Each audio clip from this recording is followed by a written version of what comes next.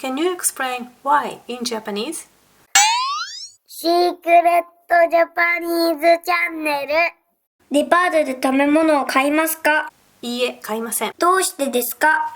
英語では why の意味です。何かの理由を尋ねるときに使います。高いですから。そうそう。からは because の意味です。英語では理由の前に because をつけますが、日本語では理由の後にからをつけます。デパートで食べ物を買いません。高いですから。何かを言った後、聞かれる前にその理由をからを使って付け加えることができます。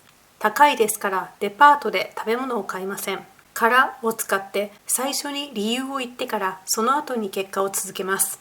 今日は早く寝ます。どうして早く寝ますか？どうしてを文につけて理由を聞くことができます。